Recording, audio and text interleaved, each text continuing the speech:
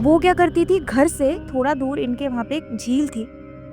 घर से वो साधक बताते हैं कि आज की वो औरत रात को नग्न अवस्था में घर से, हवेली से उस नदी के पास जाती थी और वहां बैठकर क्रियाएं करा करती थी। उस औरत ने इसकी बहू का जो बच्चा है वो खराब करवाया। फूल चुगने जाते हैं ना, वो आत्माराम भी बकायदा दिखाया जाता है कि ये आत्माराम है, क्योंकि क्रिया के लिए या तो आपके पास बॉडी होनी चाहिए, या आपके पास आत्मा होना चाहिए, और या फिर आपके पास वो मुंड होना चाहिए, जो सर होना चाहिए। और 7 महीने का बच्चा था, और 7 महीने का बच्चा पूरा बन चुका था। हेड को यूज करके उसने ये सारी तंत्र क्रियाएं की थी। लड़की के पूरे हाथ पे ना बड़े बड़े दांतों के निशान थे, बाल नुचे हुए थे, और सबसे शॉकिंग ये था कि वो कीड़े मकोड़े पकड़ के खाना शुरू कर देना। ऐसे ही होता है। 1-2 दिन के बाद उसके पापा सपने में फिर आते हैं, वाइट कुर्ता पजामा पहन के आते हैं, और ये बोलते हैं कि मैंने तुम्हें कहा था कि वो मुझे ले गया। हाँ तो भाई, स्वागत है आप सभी का नए पॉडकास्ट में। आज के पॉडकास्ट में भी हम बात करने वाले हैं भूतों की, पैरानॉर्मल एक्सपीरियंसेस की, क्योंकि आज हमारे साथ मौजूद हैं कृति। ये एक बहुत ही ज़बरदस्त नरेटर है। अपने यूट्यूब चैनल पे ये पैरानॉर्मल केसेस को नरेट करती हैं और बहुत ही ऑथेंटिक और जेन्युइन होता है। आपको पता है, रियल टॉक पे जो भी आ रहा है, सभी नरेटर्स या सभी पैरानॉर्मल इन्वेस्टिगेटर्स जो भी आ रहे हैं, सब कुछ ऑथेंटिक और रियल केसेस ही आके बताते हैं। तो आज भी ऐसी ही कुछ बात होने वाली है, लेकिन स्टार्ट करने से पहले बहुत से लोग हैं जिन्होंने हमारा चैनल को सब्सक्राइब नहीं करा। भाई फटाक से बटन दबा दो ताकि हमें थोड़ी सी मोटिवेशन मिल जाए, आपके लिए हम नए नए पॉडकास्ट ऐसे ही लाते रहें। तो चलिए, स्वागत करते हैं हमारे गेस्ट का। स्वागत है आपका। Thank you for inviting me. Thank you. आप ये बताओ पहले कि हॉरर फील्ड में आप आए कैसे, कि हॉरर बातें बतानी है और हॉरर किस्से सुनाने हैं लोगों को। एक्चुअली बहुत पहले मेरे साथ 1-2 इंसिडेंट हो गए थे बचपन में। अच्छा। और उसके बाद मैं ऐसे ही अपने फ्रेंड्स वगैरह से इन सब से डिस्कस कर रही थी। तो मेरे को 1-2 लोगों ने और ऐसे किस्से बताए थे। उसके बाद मैंने अपना यूट्यूब चैनल स्टार्ट किया था, डरावनी दास्तान के नाम से, और वहाँ मैंने ये बोला था कि जिसको भी अपनी स्टोरी भेजनी है वो भेज सकते हैं। तो वहाँ से लोगों ने मुझे किस्से शेयर करने शुरू करे थे, और जब मैंने पढ़ने शुरू किए, जानना शुरू किया, तो पता चला कि हॉरर में भूत-प्रेत के अलावा भी बहुत सारी चीज़ें हैं, अलग-अलग एंटिटीज़। तो वहाँ से इंटरेस्ट मेरा बिल्डअप हो गया था। तो आज आप कौन से, कहाँ के किस्से सुनाने वाले हो? आपके पर्सनल है या फिर किसी और के? नहीं, आज मैं आपको किस्से बताने वाली हूँ। 2 किस्से मेरे पास किसी साधक ने दिए हैं। मेरी जान-पहचान में एक साधक हैं, काफ़ी नामी-गिरामी हैं।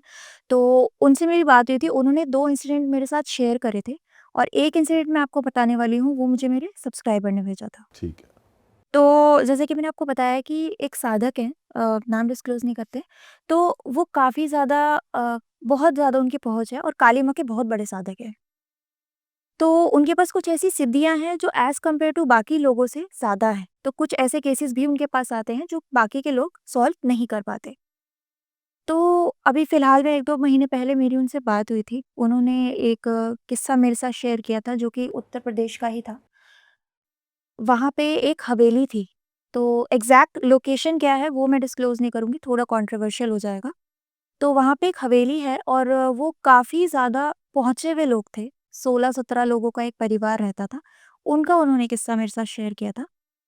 तो था क्या कि वहाँ पे एक वो फैमिली में ना, जॉइंट फैमिली थी वो बेसिकली। तो उनके दादा-दादी, उनके 3 लड़के, उनकी बहुएँ और उनके बच्चे, इस तरीके से था।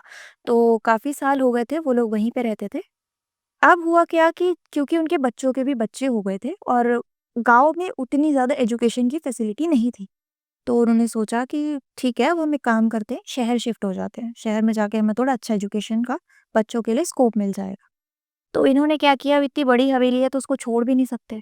तो इन्होंने सोचा कि हम एक काम करते हैं, शहर में शिफ्ट हो जाते हैं।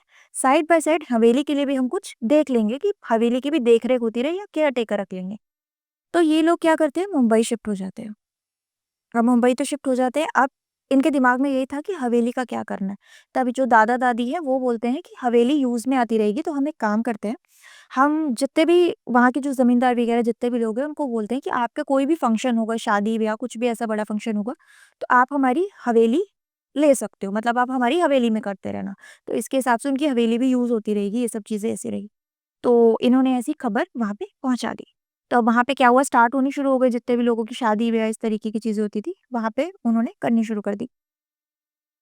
अब देखते हैं कि कुछ टाइम बीतता है, 4-5 महीने बीतते हैं, लोग आए दिन कोई ना कोई, किसी की शादी हो रही है, कभी किसी के अलग-अलग सेलिब्रेशंस हो रहे हैं, बच्चों के सेलिब्रेशंस हो रहे हैं। अब उनके पास एक न्यूज़ पहुँचती है कि अभी जो रिसेंटली शादी हुई थी, वहाँ हवेली में जिसका फंक्शन था, जो मेन ऑर्गेनाइज़र था, सिलेंडर फटा था, और वो जो मेन ऑर्गेनाइज़र था, वो ऑन द स्पॉट मर गया था। इनको ये न्यूज़ पता चली। तो इन्होंने क्या किया, वही उसको जो सहानुभूति वगैरह थोड़ा बहुत अपनी तरफ से कंपनसेशन भी दे दिया था कि हमारी प्रॉपर्टी में ऐसा हुआ है, तो ऐसा-ऐसा करा। अब क्या हुआ, इन्होंने वो चीज़ जारी होती गई, ठीक है? तो अब क्या हुआ, जैसे ही कुछ टाइम बीता, 1-2 महीने और बीते, अब वहाँ पे उन्होंने नोटिस किया कि जो भी मेन लोग होते थे, जिनका भी जो मेन ऑर्गेनाइज़ करवाते थे, उनके साथ हादसे होते थे, बाकी के लोगों को कुछ नहीं होता था। तो एक बार ऐसा इंसिडेंट, जो साधक थे उन्होंने मेरे को ये भी बताया था कि एक इंसान वहाँ पे और था जिसकी इलेक्ट्रिक शॉक से मौत हो गई थी। ये सिलेंडर वाले केस के बाद हुआ। बाद में हुआ था, और हो सिर्फ़ उन्हीं के साथ रहा था जो कि मेन ओनर्स थे, जो कि वहाँ पे ऑर्गेनाइज़ करवाते थे। और कुछ टाइम ऐसा भी होता था कि जैसे किसी के साथ जैसे डेथ नहीं हुई, तो किसी का एक्सीडेंट हो गया। वहाँ से फंक्शन खत्म करते वक़्त जैसे वो वापस लौट रहे थे, तब एक्सीडेंट हो गया। तो ये चीज़ें जो हो रही थी, ये सिर्फ़ मेन लोगों के साथ हो रही थी। अब इन्हें पता चलती है और इन्हें कहीं न कहीं ये चीज़ अजीब भी लगती है कि बाकी लोगों को कुछ नहीं होता और सिर्फ़ इन्हें होता है। तो सादिक ने भी जब ये बात सुनी थी, इनको भी थोड़ा अजीब-सा लगा था। तो अब क्या हुआ था कि जो चीज़ें इधर हो रही थी, कुछ न कुछ इसके जो इम्पैक्ट्स थे, वो इनकी फैमिली पे भी पड़ने लग गए मुंबई थे, में। मुंबई में। हुआ क्या कि जो इनका जो बड़ा बेटा था और उसकी जो बेटी थी, वो 6-7 साल की रही होगी लगभग। इसकी बेटी की ना धीरे-धीरे तबीयत खराब होती चली गई। तब इसकी बेटी, जो सादक बताए थे ना, उन्होंने मेरे को बाकायदा फ़ोटो दिखाए थे। तो वो लड़की के ना हाथ-पैरों पे ना वो इतना ज़ोर से काटती थी, उसके बाकायदा मेरे को उन्होंने फ़ोटो शेयर करे थे। अपने आप को बहुत ज़ोर-ज़ोर से उसने काटना शुरू कर दिया, उसकी पूरी बॉडी पे उसके काटने के निशान थे। अच्छा, वो खुद ही काटती थी। खुद ही काटती थी और बहुत एग्रेसिव तरीके से काटती थी अपने आप को। तो शुरू में तो किसी को समझ नहीं आता था, शुरू में ये डॉक्टर्स को दिखाते थे, क्योंकि वो शहर के डॉक्टर्स थे, तो डॉक्टर्स ये कहते थे कि हो सकता है बच्चे को आप ज़्यादा स्क्रीन दे रहे हो या बच्चे को आप ज़्यादा शुगर दे रहे हो। ये चीज़ें हो सकती है जो बच्चे को अंदर से स्पाइक करती हैं और बच्चा ओवर ये सब चीज़ें कर रहा है। ऐसे-ऐसे करा, 2-3 महीने बच्ची को उन्होंने अपने ट्रीटमेंट्स पे रखा, दवाई देना, थोड़ा ज़्यादा सुलाना, बट कोई फ़र्क नहीं पड़ा था। एक चीज़ और बताई थी साधक ने ये कि जैसे ही वो बच्ची रात को उठती थी ना, तो वो अपने बालों को नोचती थी और मैं आपको फ़ोटो शेयर करूँगी। वो फ़ोटो में ऐसा है कि उस बच्ची के सर पे किसी-किसी जगह पे बाल नहीं है। वो अपने बालों को नोचती थी, पूरा जड़ से खींच लेती थी। इतना तेज। हाँ, इतना तेज़। तो मैं आपको इसकी फ़ोटो शेयर कर दूँगी बाद में। तो उसके सर पे ना बहुत सारी जगह पे बाल नहीं थे, वो अपने आप को खींचती थी। एक चीज़ उसके साथ और शुरू हो गई थी, घर में जितने कीड़े-मकोड़े थे, जैसे अगर उसे कहीं कॉकरोच दिख गया या उसे कहीं चूहा दिख गया, तो वो उनको पकड़ लेती थी और मतलब खाने की कोशिश करती थी। अब ये सब जब चीज़ें हो रही थी, तब उसके दादा-दादी कहीं न कहीं ये चीज़ समझ रहे थे कि ये वाली चीज़ें भी नॉर्मल नहीं है। इसके साथ ही साथ उसके पापा की भी धीरे-धीरे करके तबीयत खराब होती गई। अब वहाँ पे जितने भी जो शादी-ब्याह, अब क्योंकि इतने ज़्यादा वहाँ पे लोग आते नहीं थे, क्योंकि सबको पता चल गया था कि कुछ ना कुछ इनके साथ चीज़ें होती जा रही हैं। तो इन्होंने क्या करा कि कुछ टाइम के लिए तो बुकिंग्स बंद कर दिया था कि आप एक काम करो, अभी कुछ मत करो। लेकिन एक फैमिली और थी, उसने इनसे हाथ-पैर जोड़े थे कि हमारे पास इतना पैसा तो नहीं है, तो आप अपनी जगह दे दो हमें। तो इन्होंने वहाँ पे शादी ऑर्गेनाइज़ करवाई थी। वहाँ उनके साथ हुआ कुछ नहीं था, लेकिन उन्होंने ये बताया था कि पूरी शादी के ना हमें आस-पास में जहाँ हमने टेंट लगाया था, वहाँ एक बच्चा रोता हुआ घूम रहा था। एक बच्चा दिखाई देता था और ये चीज़ इन्होंने साधक को भी बताई थी और ये चीज़ जितने भी गाँव में जितने भी फंक्शंस लोगों ने करे हैं, ये चीज़ वो इसके दादा-दादी को कॉल करके भी बताते थे कि हमें इस लोकेशन में ना जहाँ पे भी होता है बच्चा दिखता है। और एक चीज़ उन्होंने और बताई थी कि जो लोग सर्वाइव कर गए, जो लोग बच गए, उन्होंने ये बताया कि जैसे एक बंदे का एक्सीडेंट हुआ था, वो गाड़ी के आगे आ गया था और उसने ये बोला था कि अगर ये बच्चा मुझे धक्का नहीं देता, तो मैं नहीं गिरता। अच्छा। तो उनको कोई बच्चा दिखता था।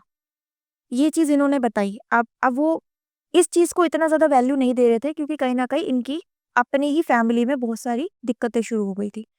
अब धीरे-धीरे करके इन्होंने देखा कि इनको ना फाइनेंशियली भी बहुत ज़्यादा दिक्कत शुरू हो गई, क्योंकि कहीं न कहीं एक इनकम सोर्स जो इनका था हवेली वाला, वो इनका बंद हो गया था और शहर में इतनी ज़्यादा कमाई नहीं थी। एक लिमिटेड ही जो ये जॉब करते थे इनके बेटे-वेटे, एक लिमिटेड सैलरी थी। अब इसके पापा की जो थी ना तबीयत खराब, में होता क्या था, इसके पापा को ना अचानक से साँस चढ़ जाती थी। साँस चढ़ जाती थी। एक बार इन्होंने इंसिडेंट बताया था, एक वीडियो भी था, सादिक ने मेरे को दिखाया था कि इसके पापा को ना, उसकी वाइफ़ बना रही थी वीडियो, उसके पापा ना बैठे-बैठे बहुत तेज़ उसको साँस चढ़नी शुरू हो गई।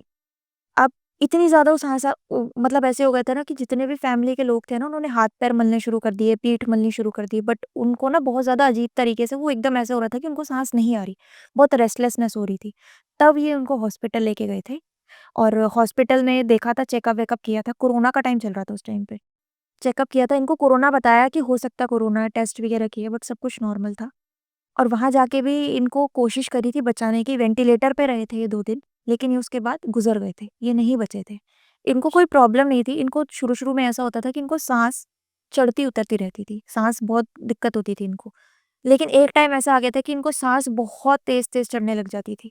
तो वहाँ से फिर इनको मतलब होता है ना शॉर्टनेस ऑफ ब्रेथ कि इनको साँस ही नहीं आती थी। तो साँस नहीं आएगी तो वो तो वैसे ही मर जाएगा, तो ऐसी-ऐसी चीज़ें हो जाती थी। थक-हार के फिर इन्होंने डॉक्टर को दिखाया था। डॉक्टर ने एडमिट करके 2 दिन इनको वेंटिलेटर पे भी रखा था बट ये चल बसे थे। अच्छा, मीनवाइल हवेली में कुछ लोगों के साथ हो रहा था वहाँ पर? उनको बच्चा दिख रहा था दोबारा? जिनके साथ जिन्होंने फंक्शंस किए हैं, उनके साथ ये चीज़ें हुई थी। मतलब जिन-जिन के भी वहाँ पे फंक्शंस हो रखे हैं, उनका ये सेम चीज़ था कि उनको वहाँ पे कोई बच्चा दिखता था, ऐसा था। तो अब होता क्या था कि मैंने आपको बताया कि अब यहाँ पे क्या हुआ था, इसकी जो बेटी थी, जो दादा-दादी के जो बड़े बेटे की जो बेटी थी, उसके हेल्थ इश्यूज़ बहुत ज़्यादा खराब होते चले गए। अब वहाँ पे हवेली पे इनके जितने भी लोग थे, बुकिंग्स वगैरह बंद हो गई थी। अब वहाँ पे इनकी कोई बुकिंग नहीं होती थी, तो वहाँ से जो भी इनको थोड़ी बहुत अर्निंग आती थी, वो भी बंद हो गई थी। यहाँ पे इनका जो बेटा था, वो खत्म हो चुका था। तो अब यहाँ से इनको धीरे-धीरे करके ये चीज़ें समझ आने लगी कि कुछ ना कुछ गड़बड़ है और अब हमें इस पॉइंट पे दिखा लेना चाहिए, इससे पहले कि कुछ और ज़्यादा नुकसान हो। तो इन्होंने क्या किया, एक सोखा को बुलाया था। सोखा जैसे हमारे में भगत बोलते हैं, गाँव में किसी-किसी जगह पे सोखा बोला जाता है इस चीज़ को। तो इन्होंने एक सोखा को बुलाया, तो वो सोखा आए और सोखा ने जितने भी लोग थे उन सबको बुलाया, देखा और अपना जो भी इन्होंने करा और कह के बोल के गए थे कि तुम्हारे घर के जो ऊत-पित्र हैं, वो नाराज़ है। तो जिसकी वज़ह से ये सब चीज़ें तुम्हें इफ़ेक्ट कर रही है। ऐसा नहीं है तुम पे किसी ने क्रिया करी है या कोई काला जादू की है, वो ऊत-पितरों की वज़ह से ये सब चीज़ें हो रही हैं। तो अमावस को पितरों का जो भी पिंडदान होता है वो करवाते हैं, अमावस की तिथि को ये इनके पितरों को पुजवाते हैं और बोलते हैं कि अब तुम्हें ये मैंने तुम्हारा जो सॉल्यूशन है ये कर दिया है, अब तुम्हें आराम मिलेगा लेकिन अपने पितरों का टाइम टू टाइम ये सब चीज़ें तुम करते रहना। ऐसा बोल के वो चले जाते हैं। 1 महीना बीतता है लेकिन वो चीज़ें जो हो रही थी, वो होती रहती है। उल्टा अब कुछ चीज़ें और ज़्यादा खराब हो जाती है। अब इनके घर में नॉर्मल जो घर में झगड़े होते हैं ना, वो सब चीज़ें भी होनी शुरू हो गई थी। जो 3 भाई आराम से रहते थे, अब उसमें से 1 तो खत्म हो गए थे और बाकी के 2 भाइयों ने फैसला करा था कि अब हम अलग हो जाएँगे, हम एक घर में नहीं रह सकते। तो ऐसा करके धीरे-धीरे करके इनका परिवार भी टूटता चला गया। इसके दादा-दादी कहीं न कहीं स्ट्रेस में थे और इसके दादा-दादी समझ रहे थे कि कोई ऐसी चीज़ है जो हमें परेशान कर रही है और ये जो सोखा आए थे ये नहीं करवा पाए उस चीज़ को सही। ऐसे ही इन्होंने मुंबई में एक पंडित से भी बात करी थी। वो पंडित से जब ये पूछते हैं, वो पंडित भी इनको बताते हैं, कुछ रेमेडीज़ बताते हैं कि आपका ये खराब है, वो खराब है। इस तरीके से 4-5 ग्रह बता देते हैं खराब है आपके परिवार के। आप ये रेमेडीज़ करो, आपको सही हो जाएगा सब। बट उसके बाद भी ये चीज़ें नहीं होती क्योंकि ये जो चीज़ें थी, कोई ग्रह वगैरह से खराब नहीं थी, इसका पीछे जो रीज़न था वो कुछ और ही था। उसके बाद में इन्हें किसी ने बताया था, जिन सोखा की मैं बात कर रही हूँ, जो भगत है, जो मेरे नोन में है, उसके बारे में उनके बारे में इनको बताया था किसी ने कि आप एक बार इनसे बात करो। अब अच्छा। इनकी दिक्कत ये थी कि ये जाते नहीं थे, किसी जगह पे ट्रैवल नहीं करते थे। बहुत रेयर अगर कोई केस ऐसा है, जाने वाला लग रहा है, तो ये जाते थे, नहीं तो इनकी जगह पे इनके शिष्य जाते थे। तो इनको जब बात की गई, इनसे बात की गई, इनके पास ना काली माँ की सिद्धियाँ हैं। तो मैंने आपको स्टार्टिंग में भी बताया था कि कुछ भगत से थोड़ा ऊपर लेवल पे इनकी जो सिद्धियाँ हैं वो है, काम करती हैं। तो ये जब उनके घर गए थे, घर में पूछा तो बताया कि जो दादा-दादी थे उनको बैठाया और पूरे परिवार को बोला कि आप एक बार पूरे परिवार को मेरे से मिलवा दो, मैं जानना चाहता हूँ कुछ चीज़ें। तब बताया कि हमारा हवेली में ऐसा-ऐसा बहुत बड़ा पहले हमारी हवेली में रहते थे हम, काम-वाम था।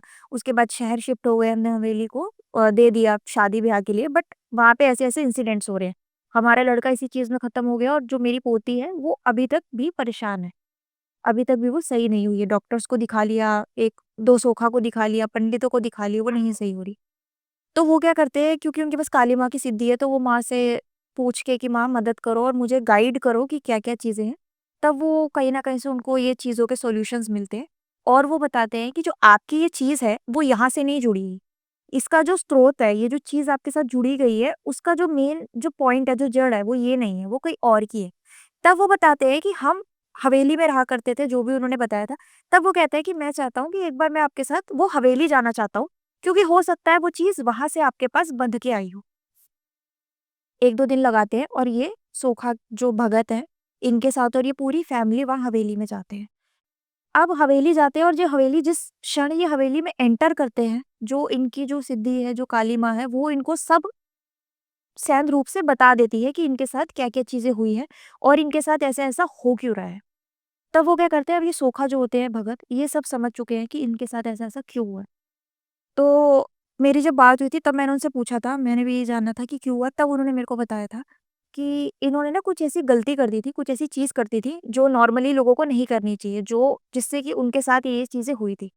इन्होंने दादी-दादा को बिठाया, इन्होंने दादी-दादा से पूछा कि आप एक बात बताओ, अगर कोई मर जाता है, तो हम उसकी डेड बॉडी का क्या करते हैं? इन्होंने बोला कि श्राद्ध करेंगे, पिंड दान करेंगे और वही जलाएँगे जो हम नॉर्मली करते हैं। कहते हैं, "ठीक है, तो आपने क्यों नहीं किया? आपने क्यों गलती कर दी?" ये चीज़ सुनने के बाद उनकी जो वाइफ़ होती है, जो बड़े लड़के की बीवी होती है, वो खड़े होके रोना शुरू कर देती है क्योंकि वो समझ जाती है कि ये जो सोखा है, जो भगत है, ये किस चीज़ की बात कर रहे हैं। रो रही होती है बहुत ज़ोर से। वो भगत जो होते हैं, वो दादा-दादी की तरफ देखते हैं और वो दादा-दादी ने उस टाइम पे एकदम दोनों ऐसे हाथ जोड़ के उनके पास, उनके चरणों में बैठ जाते हैं क्योंकि वो भी समझ जाते हैं कि उनसे क्या गलती हुई थी। अब इन्होंने बताया था कि इनसे हुआ क्या था कि इनका जो बेटा था और जो इनकी जो वाइफ़ थी, बड़ी बहू थी, ये प्रेग्नेंट थी। तो ये कुछ 7 मंथ्स प्रेग्नेंट रही होगी। इनका जो बच्चा था ना, वो खराब हो गया था। डॉक्टर ने बोला था आपको बच्चा अबॉर्ट करना पड़ेगा। क्योंकि परिवार का पहला चिराग था, बड़े बेटे का पहला बच्चा था। लड़का-लड़की वो मैटर नहीं करता, पहला बच्चा था। तो इन्होंने बोला कि आप एक काम करो, डॉक्टर से रिक्वेस्ट करी थी कि आप एक काम करो, वो डेड बॉडी ना हमें दे दो, हम उसे घर लेके जाएँगे और अंतिम संस्कार हम अपने तरीके से करना चाहेंगे क्योंकि हमारे वंश का पहला बच्चा था ये। डॉक्टर्स ने ठीक है रिक्वेस्ट करने पे वो डेड बॉडी जो थी बच्चे की, 7 महीने का बच्चा था, वो इनको दे दी थी। इन्होंने क्या किया था, बोल के तो आए थे बट इसका बच्चे का कुछ किया नहीं था, लाड-प्यार करके वही डेड बॉडी को करके हवेली के साइड में ही ना इनके छोटा-सा खेत था, खाली रहता था, वहाँ पे इन्होंने दफना दिया था, बिल्कुल हवेली के बगल में। और दफनाने की वजह ये थी कि ये चाहते थे कि क्योंकि कहीं न कहीं जब वो प्रेग्नेंट की थी ना, न्यूज़ आई थी कि मैं प्रेग्नेंट हूँ, परिवार का प्रेम उस बच्चे से तभी बंध गया था। तो इन्होंने क्या करा था, उस मोह के चक्कर से हवेली के एकदम साइड में उस बच्चे को दफना दिया था। अब हुआ क्या, कहानी यहाँ पे भी नहीं रुकी थी, चीज़ यहाँ से भी नहीं हुई थी, ये चीज़ें वो बच्चा नहीं कर रहा था। इन्हें लगा था कि वो गलती की वजह से ये जो बच्चे के साथ इन्होंने करा है, ये बच्चा करवा रहा था। अब मैं आपको एक चीज़ बताती हूँ, जैसे हमारी उम्र बढ़ती है ना, आत्मा की भी उम्र बढ़ती है। उस आत्मा को कोई श्राद्ध नहीं किया गया था, कोई क्रियाक्रम नहीं किया गया था, तो वो अभी उसी योनि में थी। उसकी भी उम्र बढ़ रही थी। हुआ क्या, तब इन्होंने बताया था कि इसकी जो दादी थी, उनकी जो जेठानी थी, इनका बहुत साल पुराना एक प्रॉपर्टी कॉन्फ्लिक्ट था उस हवेली को लेके। जिसके बाद हवेली इन्हीं के हिस्से में आई थी। जिसकी वजह से वो जो जेठानी थी, वो थोड़ा मतलब बहुत ज़्यादा चिढ़ के उन्होंने ये बोला था कि मैं तुम्हारा पूरा का पूरा वंश खत्म कर दूँगी। और वो तंत्र विद्या करती थी और श्मशान क्रियाएँ करवाया करती थी। और गाँव में ये बात सबको पता थी। वो क्या करती थी, घर से, घर के थोड़ा दूर, हवेली से थोड़ा दूर इनके वहाँ पे एक झील थी।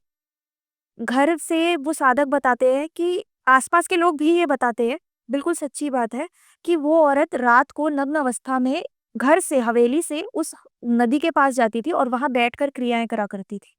और और ये चीज़ सबको पता थी उस गाँव में, जिसकी वजह से वो उससे बात नहीं करते थे और वो औरत कहाँ रहती थी किसी को नहीं पता था क्योंकि वो गाँव छोड़ चुकी थी। गाँव वालों ने मना कर दिया था कि आप नहीं रह सकते और इसी वजह से उनके खुद के परिवार वालों ने भी इनसे रिश्ता तोड़ दिया था। उस औरत ने इसकी बहू का जो बच्चा है, वो खराब करवाया था। साधना करवाई थी कि इसकी जो बेटी का वंश है, वो आगे ना बढ़े और उसी ने इसके लड़के को मरवाया था। और उसने क्या करवाया था, रात में जब इसको खबर पता चली कि इन्होंने बच्चा गाड़ दिया है, कुछ दिन के बाद इसने वो डेड बॉडी को निकाली थी और कुछ क्रियाएँ करवाई थी, काली क्रियाएँ करवाई थी, जिसकी मदद से वो बच्चे की आत्मा के साथ इसने 2 प्रेत की आत्मा जोड़ दी थी। तो करता ये बच्चा था लेकिन वो 2 प्रेत करवा रहे थे इससे। अच्छा। ऐसा था। तो वो जो लोग बताते थे कि बच्चा दिखता है, तो वो इस बच्चे की आत्मा थी।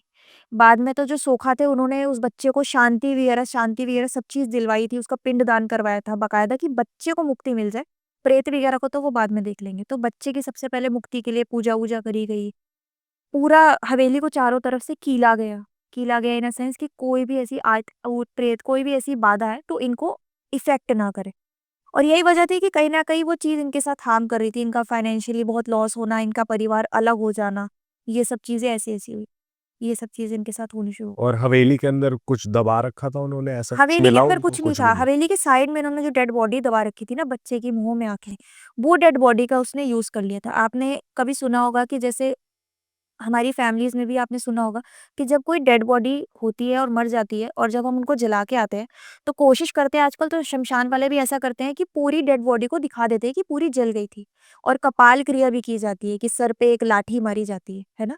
और बाकायदा जब फूल चुगने जाते हैं ना, फूल चुगने का मतलब जब हड्डियों अस्थियाँ लेने जाते हैं, तो एक आत्माराम होता है, हमारे अंदर होता है बॉडी के। वो आत्माराम भी बाकायदा दिखाया जाता है कि ये आत्माराम है क्योंकि क्रिया के लिए या तो आपके पास बॉडी होनी चाहिए या आपके पास आत्मा होना चाहिए और या फिर आपके पास वो मुंड होना चाहिए, जो सर होना चाहिए। और 7 महीने का बच्चा था और 7 महीने का बच्चा पूरा बन चुका था, जिसके उसके हेड को यूज़ करके उसने ये सारी तंत्र क्रियाएँ की थी। तो एक तरीके से वो शमशान क्रिया, तंत्र क्रिया ये सारी चीज़ों में बहुत सालों से थी।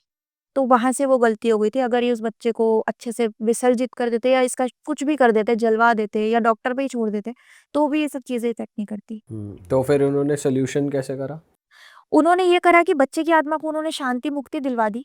बाद में जो 2 छोड़ रखे थे, प्रेत बंधन कर दिए क्योंकि काली माँ के साधक है, तो वो सब चीज़ें करना इनके लिए बाएँ हाथ का खेल था। और पूरे हवेली को इन्होंने कील दिया था, कोनों-कोनों में कील कर दिया था और अपने कुछ मंत्र से वहाँ पे 1-2 जगह पे धागे बाँध दिए थे काली माँ के मंत्र करके कि अब आपकी जो हवेली है वो प्रोटेक्शन में है, तो आपको अब डरने की ज़रूरत नहीं है क्योंकि कोई बाहर की जो कोई भी अला-बला आएगी, वो चीज़ नहीं करनी थी।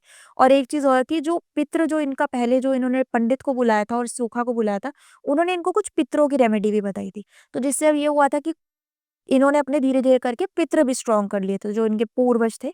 तो अब इनसे ये केस कि अगर फ्यूचर में इनके पास कुछ चीज़ आती, तो इनके पितृ इनके लिए आगे खड़े रहेंगे। तो ये चीज़ अभी भी है, मैंने उनसे पूछा भी था, जो सोखा थे उन्होंने बताया था जो भगत है, उन्होंने मेरे को फ़ोटो वीडियोज़ दिखाए थे तो मेरे को भी पहले तो बिलीव नहीं हुआ था क्योंकि आज के टाइम पे भी ऐसी चीज़ें होती है कि नहीं होती। बट उन्होंने मेरे को दिखाया था कि लड़की के पूरे हाथ पे ना बड़े-बड़े दाँतों के निशान थे, बाल नोचे हुए थे और सबसे शॉकिंग ये था कि वो कीड़े-मकोड़े पकड़ के खाना शुरू कर देना मतलब कहीं न कहीं उसके सेंसेस पूरे-पूरे खराब होते चले गए थे लड़की के। अब ठीक है, बट ये चीज़ें काफ़ी उनको इफ़ेक्ट करी थी। और तंत्र हट चुका है पूरी तरीके तंत्र से हट अभी चुका है। एक तक? और चीज़ मैं इसमें बताना भूल गई कि वो जो लड़की जब उसके बाल खींचती थी ना, वो अपने घरवालों को एक चीज़ बताती थी, "ये मुझे मार रहा है।" वो इस तरीके से बोलती थी और मारता कौन था? वो बच्चे की आत्मा ही होती थी जो इसे परेशान करती थी। इसके बाल-वाल नोचना, खींचना और इसको इतना ज़्यादा तंग करती थी ना, जैसे बहुत कस के पकड़ती थी। इसको ऐसे लगता था कि मेरे को किसी ने बहुत कस के पकड़ा है। छोटी थी, छुड़ा नहीं पाती थी, इसीलिए काटती थी खुद को। अच्छा, ओके। ऐसा होता था। तो इसीलिए वो अपने आप को काटती थी, हाथ पकड़ लिया, पैर पकड़ लिया, वो आत्मा बच्चे की आत्मा इसको पकड़ती थी। तो जब अपने आप को नहीं छुड़ा पाती थी, ज़ोर-ज़ोर से काटती थी कि मुझे छुड़ा तो दे कम से कम। और उनका क्या हुआ जो लेडी तंत्र करती थी? वो तो ख़ैर गाँव में नहीं रहती, वो कहाँ है नहीं पता किसी को। सिर्फ़ अपने परिवार से बदला लेने के लिए आई थी वो। गाँव वालों ने उसको निकाल दिया था। गाँव वालों को पता थी ये चीज़ करती है, तो गाँव वालों ने उसको निकाल दिया था। यही वजह थी कि इनका प्रॉपर्टी का भी जो कॉन्फ्लिक्ट हुआ था, इसको अपने साथ नहीं रखना चाहते थे। हस्बैंड उनके मर चुके थे, जो इनके जेठ थे, दादी के जो जेठ थे, वो मर चुके थे। तो ये क्रिया-व्रिया करती थी, तो मना कर दिया था कि नहीं रख सकते, फैमिली पे ये सब चीज़ें आएँगी। तो ऐसा हुआ था उनके साथ। ओके, इंटरेस्टिंग है यार। ये पहली बार सुना है कि वो भी खा रहे हैं, कॉकरोच उठा के खाने की कोशिश कर रहे हैं, चूहे खा रहे हैं यार, हद हो गई। ये सेंसेस में ऐसा होता है कि अगर आपने देखा होगा, मैं आपको बताती हूँ, बालाजी मेहंदीपुर बालाजी के बारे में अगर आपने सुना होगा ना, तो वहाँ पे भी कहते हैं ये 1-2 चीज़ें मेरे साथ मैंने खुद अपनी आँखों से देखी है, मैं जाती रहती हूँ मेहंदीपुर बालाजी, वहाँ पे भी ना प्रसाद वगैरह पड़ा होता है, तो चूहे वगैरह बहुत सारे होते हैं, घूम रहे होते हैं। तो ये चूहे वाला जो इंसिडेंट है ना, ये मैंने भी देखा था, वहाँ पे ऐसा कहते हैं कि जैसे ही आप कदम रखते हो ना बालाजी की जो बाउंड्री में आप कदम रखते हो, आपके अंदर कोई भी प्रेत वगैरह है ना, आप झटपटाने लग जाओगे। वो प्रेत एक्टिव हो जाता है, उसे समझ आ जाता है कि मैं एक ऐसी शक्ति के पास आ गया हूँ, जो मुझे शायद नहीं छोड़ेगी। तब एक औरत का देखा था मैंने, वो बाल-वाल खोल के ना ऐसे-वैसे करना, अपना सर-वर मार रही थी वहाँ पे और चूहा वगैरह मतलब वो जो अंदर प्रेत वगैरह होता है ना, वो आपको क्रेविंग देता है कोई भी मांस वाली चीज़ खाने की। उसको भूख लगती है, तो उसको वो तो ऐसा नहीं है कि वो चिकन, मटन जो भी उसको चीज़ दिखेगी ना, वो कोई भी नॉन-वेज चीज़, मांस वाली चीज़ खाएगा। वो उसी पे ज़िंदा रहेगा और अगर वो नहीं खा रहा, अगर हम में से किसी के अंदर प्रेत छोड़ा हुआ है, तो अंदर ही अंदर वो हमें खाएगा। हमें बीमार करेगा, हमारा खून खाएगा, हमारी त्वचा खाएगा, ये सब चीज़ें करता है। वो उस तरीके से सर्वाइव करते हैं। वेट लॉस भी होता है लोगों का? वेट लॉस भी होता है, खाना खा रहे हैं लोग, कितनी बार आपने देखा होगा 50 का आदमी 30 पे आ गया, खाना खा रहे हैं, खाना छोड़ देना। तो वो इंसान को खाना शुरू करते हैं। उनका जो सोर्स ऑफ जीने का जो तरीका है आत्मा का वो ये है कि अगर तो वो या तो नॉन-वेज वाली चीज़ों पे ज़िंदा रहेगा या वो जिस पे है उसी को खाना शुरू कर देगा। नेक्स्ट स्टोरी पे चलते हैं। नेक्स्ट स्टोरी कहाँ की है? नेक्स्ट स्टोरी भी मैं आपको बताती हूँ, ये भी इन भगत की ही इन्हीं के पास एक केस आया था। ये केस में ऐसा था कि इस केस में ना मारण क्रिया की गई थी। अच्छा। मारण क्रिया का मतलब है किसी को मरवाने के लिए क्रिया की जाती है और ये भी कोई हर कोई नहीं कर सकता। इसके लिए भी आपको बहुत ऊपर लेवल की सिद्धि चाहिए। बहुत रेयर आपको तांत्रिक मिलेंगे। अघोरी वगैरह वैसे एक तरीके से ये शमशान क्रिया अघोरी क्रिया में आती है। ठीक है, इसे कोई पंडित वगैरह नहीं करता। बहुत रेयर होता है ये चीज़ कराई जाती है। था क्या कि एक फैमिली थी, उसके मम्मी-पापा थे, हस्बैंड-वाइफ थे, एक उनका बेटा था। अब धीरे-धीरे करके क्या हुआ था, इसके जो पापा थे ना, जो आदमी था जिसके ऊपर मारण क्रिया करवाई गई थी, उसकी ना धीरे-धीरे करके तबीयत खराब होती थी। तबीयत खराब में क्या होता था, उसको बुखार चढ़ता था, उसकी बॉडी नीली पड़ती थी। बहुत बेसिक चीज़ थी। घर वालों ने इस चीज़ को इग्नोर किया, दवाइयों पे उनको चलवाया। उसके साथ धीरे-धीरे करके इनके साथ ये सब चीज़ें होने लग गई कि इनका जो बिज़नेस था, इनके दिमाग को ना इतना इफ़ेक्ट कर दिया था कि इन्होंने अपना बिज़नेस भी छोड़ दिया था। बिज़नेस इनका क्लोथिंग का काम था। 2-3 इनकी शॉप्स थी, ठीक है? तो गुड़गाँव के आस-पास का ये केस है और जिनकी मैं आपको बात बता रही हूँ साधक ना, इनका भी जो धाम है वहीं के आस-पास का है। तो उनके आस-पास का ही था, तो ये जब नियर बाय गए थे तब इन्होंने बताई थी ये चीज़ मेरे को। तो हुआ क्या था कि इनके 3 शॉप्स थे और इतनी ज़्यादा इनकी फाइनेंशियल कंडीशन खराब हो गई थी कि इनको अपनी दुकानें भी बेचनी पड़ गई थी सर्वाइव करने के लिए। अब होता क्या है कि इसके पापा ना रात में ना सोते-सोते ना गालियाँ देते थे। किसी आदमी को ही गालियाँ देते थे और ज़ोर-ज़ोर से गालियाँ देते थे कि ये मुझे मार देगा या ऐसे-ऐसे करके बहुत गंदी-गंदी गालियाँ देते थे। अब इसकी मम्मी को लगा कि हो सकता है क्योंकि उनको ड्रिंकिंग की हैबिट थी। इसकी मम्मी को लगा कि हो सकता है ड्रिंक ज़्यादा कर ली, इस वज़ह से गाली देते। तो फैमिली मेंबर्स जो थे वो इग्नोर करते थे और जो इनका लड़का था वो भी इग्नोर करता था। अब ये चीज़ दिन में भी शुरू हो गई थी। टीवी देख रहे हैं, अचानक से टीवी देखते-देखते इनके दिमाग में पता नहीं क्या आया, खड़े होते थे और ज़ोर-ज़ोर से गालियाँ देनी शुरू कर देते। अब ये गाली देते किसे थे वो नहीं पता किसी को, बट ये गालियाँ देते थे। आस-पड़ोस के लोग भी कितनी बार इकट्ठे हो जाते थे और यही बोलते थे कि आप अपने घर में से आपके बहुत गाली आ रही है, कंट्रोल करो। तो इसकी मम्मी भी पूछती थी कि क्या हुआ आपको? कैसे-कैसे आप मतलब इस तरीके से क्या दिक्कत है? कुछ है तो बताओ ये वो। लेकिन इसके पापा कुछ नहीं बताते थे। हाँ। अब इनके मैंने आपको जो बताया कि जो कंडीशन खराब हुई थी ना इनको कहीं न कहीं से डिप्रेशन भी था। इनको लगता था कि हो सकता है कि डिप्रेशन की वज़ह से ये सब चीज़ें कर रहे हैं क्योंकि इनकी दुकानें बिक गई थी। अब हुआ क्या कि इसके पापा थे ना जो इन्होंने खाना भी छोड़ दिया था। होता क्या था कि ये ना खड़े होके ये बोलते थे अपने फैमिली वालों को, अपनी बीवी को और अपने लड़के को कि वो मुझे मार देगा। किसी के बारे में बताते थे। अब घर वाले सोचते थे कि यार किसके बारे में बता रहे हैं, क्या हुआ है? लेकिन अब जैसे-जैसे इनकी बीवी ने इनका पैटर्न नोट करना शुरू किया ना कि अब ये खाना भी नहीं खा रहे हैं, अब ये ऐसी-ऐसी चीज़ें कर रहे हैं, तो इसकी बीवी को थोड़ा अजीब लगना शुरू हुआ। तो सोखा ने बताया था, जो भगत है उन्होंने बताया था कि इन्होंने ना जो इनके मंदिर वगैरह जहाँ पे डेली पूजा करते थे, सही होने से पहले, ये डेली हनुमान चालीसा भी पढ़ते थे। इन्होंने क्या किया था वो मंदिर भी उठा के फेंक दिया था। तो घर में जो मंदिर था इन्होंने वो भी फेंक दिया था। तो अब इसकी मम्मी को ना थोड़ी बहुत चीज़ें अजीब लगती थी कि इसके पापा का रवैया धीरे-धीरे करके नहीं एकदम से ये ऐसा चेंज कैसे होने लगा। और ये सब चीज़ें इन बिटवीन 5-6 महीने में हुई थी। तबीयत खराब होना, दुकान बिक जाना और इस तरीके से। तो अब हुआ क्या कि इसके जो बेटा था, वो बोलता था पापा मैं चलो आपको डॉक्टर पे लेके चलता हूँ अगर आपकी तबीयत खराब है, ऐसा-वैसा करके। तो मना करते रहते हैं, कहते नहीं तुम कुछ भी करा लो ये मेरे को लेके जाएगा, अच्छा। लेके जाएगा।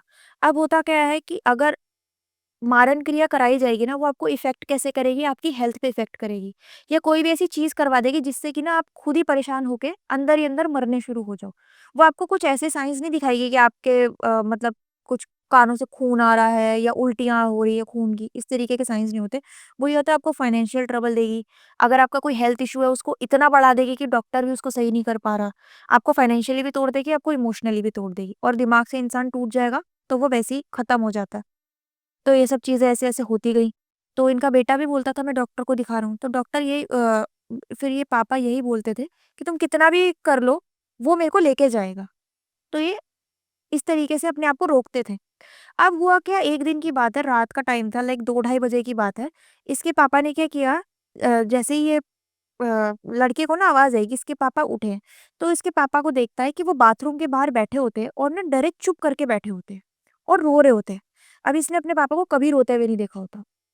अभी अपने पापा के पास जाता है और अपने पापा से पूछता है कि क्या बात हो गई पापा, आप क्यों रो रहे हो? इसको भी थोड़ा अजीब लगता है और ये मम्मी को उठाता है। तब वो ये बोलते हैं कि मेरे को वो दिखता है। अब कौन दिखता है, क्या दिखता है वो नहीं बताते थे। इनको खुद को भी नहीं पता था शायद। वो ये बोलते थे बार-बार ये मेरे को दिखता है या ये मेरे को ले जाएगा या मेरे को मार देगा, ऐसा करता है। तो इसके मम्मी ने कितनी बार कोशिश करी कि पंडित को दिखा दूँ, किसी को ऐसे दिखा दूँ, बट ये किसी के पास नहीं जाते थे। तो हुआ क्या, उसके 1-2 महीने के बाद इसके पापा की डेथ हो जाती है। इसके पापा एक्सपायर हो जाते हैं। अब जब ये एक्सपायर हो जाते हैं इसके पापा, क्योंकि इकलौता लड़का होता है तो शमशान वगैरह जाता है, जो भी इनकी क्रियाएँ वगैरह होती है, जलाना, बॉडी को अग्नि देना, वो सब कर देता है और कहते हैं 14 दिन तक आत्मा घर में घूमती है। तो इसको ना ऐसे फ़ील होता था कि इसके पापा इससे बात करना चाह रहे हैं। उनकी डेथ का रीज़न बताया था कि कैसे मरते हैं वो? उसकी डेथ का रीज़न ये था उसके पापा की कि वो पड़े-पड़े ही उनको, घरवालों को ये लगा कि उनको हार्ट अटैक आया है, एक ओके। तरीके से, क्योंकि वो पड़े-पड़े ही चले गए थे। हाँ, सुबह 6-7 बजे का टाइम था, उनकी वाइफ़ ने बताया था कि इन्होंने मेरे से चाय माँगी थी। मैं चाय बना के लाई थी, इतनी देर में मैंने देखा कि ये सोए हुए हैं और ये उठे नहीं। उसके बाद इन्होंने अपने बेटे को बताया था कि पापा तुम्हारे नहीं उठे। तो ये फिर इन्होंने जब चेक किया तो इसके पापा चले गए थे। तो इनको तो ये लगा कि हो सकता है अटैक वगैरह आया हो और ऐसे ही चले गए वो। तब फिर क्या हुआ, जब इन्होंने कहते 14 दिन के लिए आत्मा रहती है घर पे, घूमती है और जो अग्नि देता है उससे कनेक्ट करने की कोशिश करती है। तो इन्होंने क्या करा, इसका जो लड़का था ये अपनी मम्मी को बताता था, मम्मी मेरे को ना पापा दिखते हैं और मेरे से कुछ बताना चाह रहे हैं। मेरे सपने में आते हैं पापा, ज़ोर-ज़ोर से रोते हैं। इसकी मम्मी को ये लगा कि जब तक कहते हैं पिंडदान वगैरह ना हो जाए तब तक आत्मा ना मुक्त नहीं होती। इसकी मम्मी ने ये बोला कि बेटा अभी हम जाएँगे 14-15 दिन के बाद हरिद्वार जाएँगे। अस्थि विसर्जन वगैरह जब एक बार डन हो जाएगा तब आपको ये सब चीज़ें नहीं दिखेंगी। उसके बाद आपके पापा जा चुके होंगे। बट उसके बाद भी ना इसको ये सब चीज़ें होने लगी। जब सब कुछ हो गया, 1-2 महीने के बाद इसके पापा इसके सपने में आते थे और इसके पापा इसके सपने में आके ये बोलते थे कि वो मेरे को ले गया, मैं तुम्हें पहले बोलता था, वो मेरे को लेके चला गया। ऐसा-ऐसा होता था। अब ये अपने पापा को अपने उसको बताता था, मम्मी को बताता था कि मम्मी पापा आते हैं सपने में और ये बोलते हैं कि मैं तुम्हें पहले भी बोलता था, ये मेरे को लेके चला गया। तब वो एक सोखा से बात करती हैं, वो भगत से बात करती है जिनका आपको मैंने बताया। तो उनको बुलाती है घर पे और ये बोलती है कि मैं अपने पति को तो नहीं बचा पाई, मेरे पति को पता नहीं क्या हुआ था। तब वो चेक करते हैं अपनी हर चीज़ जो भी वो देखते हैं, उसके बाद वो बताते हैं कि तुम्हारे पति पे मारण क्रिया हुई थी। मारण क्रिया का मतलब कि किसी ने इनको मरवाने के लिए क्रिया करवाई थी। क्योंकि कोई नहीं चाहता था कि जो तुम्हारा फैमिली है, अच्छी हेल्दी-वेल्दी फैमिली है, वो शायद जलन के मारे करवाई थी, लेकिन मारने के लिए करवाई थी और वो क्रिया सिद्ध हो चुकी है अब। तो उसका तो कोई कुछ नहीं कर सकता, अब तो वो जा चुके हैं, या तो उन्होंने ये बताया कैसे कराई, कैसे हो पाई? कैसे हो पाई उन्होंने नहीं बताया। ये एक्चुअली कुछ जो सोखा होते हैं, तांत्रिक या ये सब चीज़ें होती है ना, कुछ लोग वचनबद्ध होते हैं। अच्छा। कुछ साधकों में ऐसा होता है कि वचनबंद होते हैं, वो नाम नहीं बता सकते। तो वो नाम नहीं बताया, उन्होंने कहा था लेकिन ये चीज़ तुम्हें खुद वो बताएँगे आके। तुम उनसे हाथ जोड़ के ये चीज़ पूछना। जब भी तुम्हारे बेटे को सपने में देखे, अपने बेटे को बोलना हाथ जोड़ के ये चीज़ उनसे पूछेगा, तुम्हें पता चल जाएगी। ऐसे ही होता है, 1-2 दिन के बाद उसके पापा सपने में फिर आते हैं, व्हाइट कुर्ता-पजामा पहन के आते हैं और ये बोलते हैं कि मैंने तुम्हें कहा था कि वो मुझे ले गया। तब वो लड़का वही सपने में इनसे बात कर रहा है कि कौन लेके चला गया, आपने तब भी नहीं बताया जब आप ज़िंदा थे। बहुत ज़्यादा रो रहा होता है वो सपने में। और मतलब ऐसे लगता है उसको कि रियल में ही बात हो रही है, बट सपने में वो अपने पापा से बात कर रहा है और पूछता है कि पापा कौन है? किससे बोल रहे हो आप? कौन लेके चला गया? तब वो अपने पीछे से ऐसे हाथ निकालते हैं और एक आदमी निकलता है जो कि सफ़ेद कुर्ते-पजामे में ही होता है। वो होते हैं इसकी बुआ के हस्बैंड, इसके फूफा जी। ओके। तो सेम जैसे सफ़ेद कपड़े पहन रखे होते हैं इसने, इसके पापा ने, सफ़ेद कपड़ों में वो भी होते हैं और उनको देखता है और उसके बाद इसके पापा गायब हो जाते हैं। अब ये बताता है अपने पापा को कि ऐसा-ऐसा करके अपनी मम्मी मम्मी को को। बताता है कि ऐसा-ऐसा करके मम्मी मैंने पूछा और मेरे को फूफा जी दिखे। उसकी मम्मी कुछ नहीं बोलती, सीधा उन भगत को फ़ोन करती है और उनको बताती है कि गुरुजी ऐसा-ऐसा करके ये सब चीज़ें हैं। तो गुरुजी बोलते हैं कोई बात नहीं, वक़्त लो, तुम्हें अपने आप दिख जाएगा। वो कुछ नहीं बताते क्योंकि वो वचनबद्ध होते हैं, वो नहीं बता सकते। तो वो बोलते हैं कि आप वक़्त लो, आपको अपने आप दिख जाएगा क्योंकि मेरा तो वैसे भी इस केस में काम है नहीं। तो उन्होंने ये नहीं बोला कि किसी और फैमिली मेंबर पे खतरा नहीं है, मतलब वो नहीं। सिर्फ उनके ऊपर ही था? हाँ, उनके ऊपर ही था। अब उन्होंने कुछ नहीं बोला, इस चीज़ के लिए भी कुछ नहीं बोला और उन्होंने ये बोला कि अब क्योंकि मारण क्रिया सिद्ध हो गई है, आपके हस्बैंड जा चुके हैं, तो मेरा कोई इसमें काम नहीं है। और मैं खुद से थोड़ी ना आऊँगा कि किसी और पे तंत्र करवाऊँ, और ना ही किसी और पे करवाना चाहते थे, साफ सीधी-सी बात। तो जब ये बताते हैं और उसके बाद में पता चलता है कि 1 से डेढ़ महीने के अंदर ना, जो आदमी जो इसको फूफा जी इसके पापा के साथ दिखे थे, वो भी अजीब तरीके से इसी अटैक के तरीके से एक्सपायर हो जाते हैं, इसके अच्छा। पापा। बाद में जब वो पता चलता है कि इसके पापा एक्सपायर हो गए, वो अपने भगत को बताती है, तब वो भगत बताते हैं कि अब ये चीज़ क्योंकि जिसने करवाई थी वो जा चुका है, अब मैं वचनबद्ध नहीं हूँ, अब मैं बता सकता हूँ कि जो मारन क्रिया करवाई थी, वो इसने करवाई थी। और वो चीज़ इसके ऊपर उल्टी पड़ी, क्योंकि ये जो अपने कुलदेवी वगैरह इनको नहीं पूछते थे, पितरों को नहीं पूछते थे, और मेन थी इनकी कुलदेवी जिसको ये निरादर करते थे। और ये तंत्र इन्होंने यूज़ किया किसी और को नुकसान पहुँचाने के लिए, तो वो चीज़ इन पे भी पड़ी, और अब ये भी जा चुके हैं। अच्छा, तब उन्होंने बताया था कि जिसने मारण क्रिया करवाई थी 1.5-2 महीने के बाद, उसकी भी डेथ हो गई थी। सेम तरीके सेम से। तरीके से हुई थी, जैसे ये सोते-सोते मिले, वो भी सोते ही मिले थे। टाइम चेंज था, वो शाम के टाइम पे मिले थे, लेकिन वो भी सोते ही रह गए थे। बाद में पता चली थी कि इन्होंने वो चीज़ करवाई थी। तो उल्टा बदला ही ले लिया अब, जिसने भी बदला ले छोड़ा लिया होगा। कि वो जो आत्मा थी, वो कहीं न कहीं जो इसके पापा थे जब ज़िंदा थे, वो तब भी बताते थे, बट वो शायद जानते नहीं थे। होता है ना हमारे ऊपर कौन है, क्या है, हम आम इंसान तो नहीं देख पाता। या तो तब अगर ये सोखा से बात करते, तब मेबी हो सकता है वो इन्हें बता देता, तब भी नहीं गया। अब जब वो खत्म हो गए तब इन्होंने पूछा, और वचनबंध के कारण वो बता नहीं पाए, ऐसा था। पर कुछ ऐसी चीजें हैं जिससे जैसे किसी इंसान के ऊपर हो रखी है तो पता लग पाए कि भाई यही चीज है या कुछ और है। देखो, मारण क्रिया वैसे 100 भी नहीं बोलूँगी मैं, लाख में से 1 इंसान के ऊपर होती है अगर किसी ने करवाई हो तो, और वो भी बहुत सिद्ध तांत्रिक होते हैं। आज के टाइम पे लोग नहीं करते, मारण क्रिया जैसी चीज़ नहीं करते, और कोई भी ये तंत्र क्रिया में आती है, घूरी क्रिया में आती है। अगर आप किसी पे करवा भी रहे हो, एक तो वो सिद्ध होना चाहिए प्रॉपर, दूसरा वो बता के चलते हैं कि ये चीज़ आप पे भी आ सकती है। कभी आपने सुना होगा कि अगर आप साधक से भी कोई चीज़ करवा रहे हो किसी के लिए, अच्छे के लिए करवा रहे हो तो कोई दिक्कत नहीं है। अगर मैं आपके नुकसान के लिए चीज़ करवा रही हूँ, और उनके ऊपर भी कोई देवी-देवता है, या उनके पास उनके पितर या कुलदेवी उनकी रक्षा कर रहे हैं, तो कुछ-कुछ कई बार चीज़ें साधक पे भी उल्टी पड़ जाती हैं। तो ये चीज़ उसको पहले बता रखी थी कि आप ये करवा रहे हो, लेकिन ये चीज़ आप पे भी आगे चल के उल्टी हो सकती है। आपके ऊपर भी ये चीज़ पड़ सकती है, ऐसा था। और एक आप बता रहे थे अभी दिवाली भी आने वाली है, दिवाली से रिलेटेड भी कुछ? हाँ, दिवाली का जो इंसिडेंट है, ये एक्चुअली मेरे को मेरे सब्सक्राइबर ने भेजा था। तो इंस्टाग्राम पे मेरे को भेज रखा है, इसको मैंने अपने चैनल पे कवर नहीं किया। ये 2023 के आसपास का इंसिडेंट है। तो है क्या, छोटी-सी एक चीज़ है, सीख चीज़ में ही सीख है। अभी दिवाली आ रही है, तो एक तो यही है कि कोई भी ऐसी चीज़ अगर आपको कहीं दिखे, पड़ी मिले, तो उठाना वगैरह मत, क्योंकि ये सब चीज़ें दिवाली के टाइम पे नेगेटिव एनर्जी ज़्यादा पीक पे होती है। तंत्र क्रियाएँ ज़्यादा की जाती है इस टाइम पे। हुआ क्या कि एक फैमिली थी, मम्मी-पापा, उनके 2 लड़के थे। जो लेडीज़ थी, उनका जो गाँव में इनका ननिहाल था, जो मायका था, वो गाँव में था। तो ये क्या करती हैं, अपने छोटे बेटे को लेके, बड़े बेटे के स्कूल के एग्ज़ाम्स आने वाले थे, तो छोटे बेटे को लेके ये अपने मायके चली जाती हैं, गाँव में कुछ दिन, दिवाली से पहले। दिवाली से लगभग 3-4 दिन पहले। और वहाँ रह के आते हैं, और दिवाली में वही मिठाइयाँ वगैरह बाँटना, खेल-कूद करना, वो बच्चे को बहुत मज़ा आता है। उसको नए-नए बच्चे मिलते हैं, नए-नए लोग मिलते हैं, और काफ़ी खुश रहता है। वापिस जब आता है, और वापिस आने के बाद ना, उस बच्चे में एक चीज़ थी कि जब वो सोता था ना, तो वो बड़बड़ाया करता था। तो उसकी मम्मी के साथ ही सोता था, वो छोटा-सा था, 5-6 साल का बच्चा था वो। तो वो बड़बड़ाया करता था। तो उसकी मम्मी को लगता था छोटे बच्चे तो अक्सर बड़बड़ाते हैं।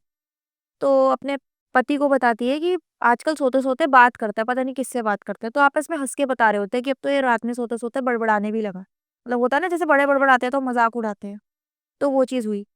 तो उसके पापा सोचते थे कि हो सकता है कि कहीं फ़ोन-वोन देखता है, ज़्यादा चलाता है, टीवी वगैरह ज़्यादा चलाता है, इस वजह से। ऐसी एक रात हो रहा था, इसकी मम्मी अपनी गोदी में उसको सुला रखी होती है, और वो बड़बड़ा रहा होता है। तो कहती है कि मैं सुनती हूँ बोल क्या रहा है। तो जैसे उसकी मम्मी उसके पास कान लेके जाती है ना, वो कहता है कि मैं जल रहा हूँ, मेरे को जलन हो रही है, मेरे ऊपर पानी डाल दो।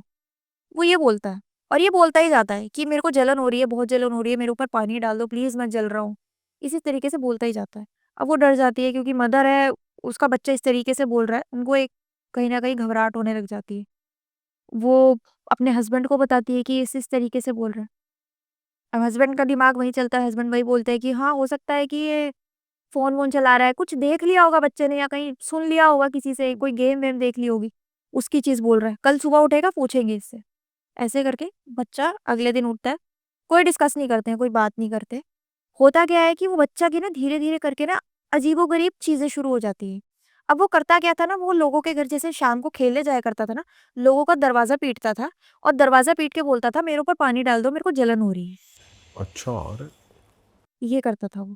आस-पड़ोस के 1-2 घरों में वो जाता था।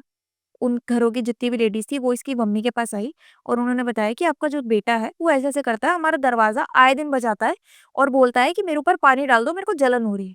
अब ये चीज़ इसकी मम्मी को कहीं न कहीं सीरियस लग गई थी। इसकी मम्मी ने क्या करा, इसके पापा को बताया कि जो ये रात में बड़बड़ाता था, अब ये लोगों के घर जाके भी कर रहा है। तो अब कुछ गड़बड़ है, तो हमें इसे दिखाना चाहिए। तो वो पंडित के पास लेके जाते हैं, वहीं पे उनके वहाँ पे एक मंदिर होता है, पंडित के पास लेके जाते हैं। पंडित झाड़ा लगा देता है उस बच्चे को और भेज देता है। वो कहता है इसकी नज़र वगैरह उतार देना, कुछ भी अला-बला होगी तो चले जाएगी। तो हुआ क्या कि ये चीज़ जो थी ना बच्चे की रिपिटिटिव, अब ये चीज़ शुरू हो गई। उसका यही था दिन भर का कि मेरे को पानी डाल दो, मैं जल रहा हूँ। और उस बच्चे ने ये करना शुरू कर दिया था कि घर में कोई भी पानी की बॉटल होती थी या कहीं भी पानी का आरो-वारो जो भी होता था ना, पानी की बोतलें खोल-खोल के ना वो अपने ऊपर डालता रहता था।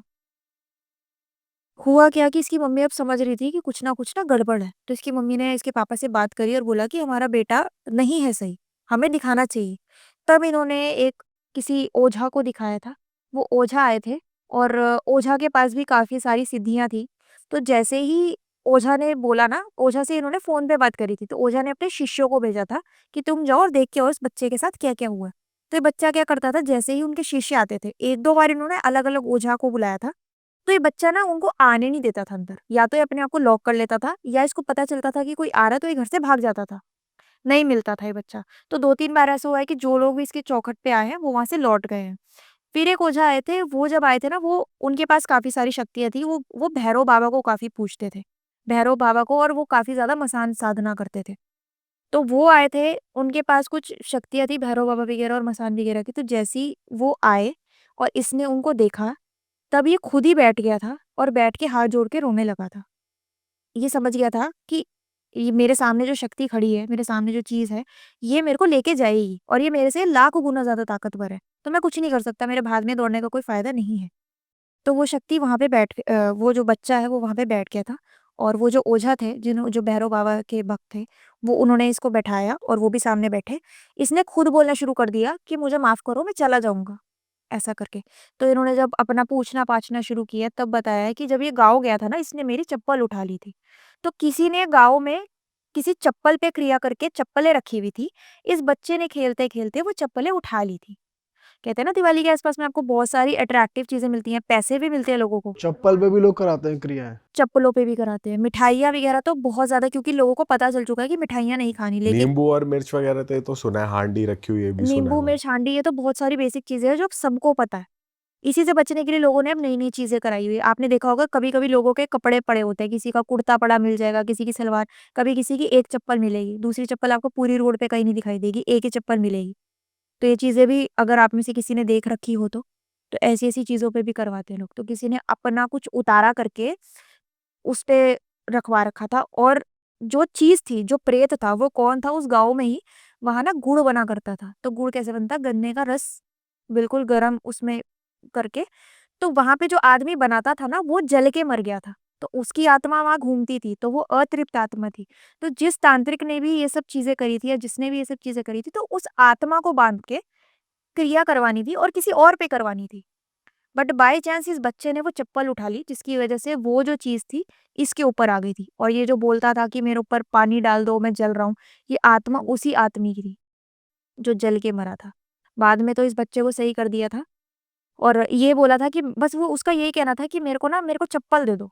तो इसने, जो ये भैरव बाबा के जो साधक थे, इन्होंने क्या करा था, ओझा ने चप्पल पे उतारा वगैरह करके जो प्रेत था, उसी को उसी चप्पल पे उतारा करवा के इसके मम्मी-पापा को बोल दिया था कि इसको किसी जगह पे गाड़ आना, किसी और पे ना चढ़ जाए, तो गाड़ आना। तो चप्पलों पे उतारा करवाया गया था इस बच्चे का। ओके। दिवाली के अराउंड तो बहुत संभल के रहना पड़ता है। दिवाली के अराउंड रहना पड़ता है, दिवाली के आस-पास में ना बहुत सारी चीज़ें पीक पे होती ये हैं। सिर्फ चौराहे पे होती हैं या अलग भी नहीं, फेंक आपको देते हैं कहीं लोग? भी मिल जाएगी। चौराहा तो एक सेंटर पॉइंट होता है। चौराहा ये होता है कि इसीलिए बोला जाता है चौराहे पे कि वहाँ से मैक्सिमम लोग निकलते हैं, कि आप किसी बला को रख रहे हो, तो कोशिश करो कि वो कोई टापे और वो बला उसके साथ चली जाए। इसीलिए बोला जाता है, इसीलिए लोग चौराहे पे फेंकते हैं।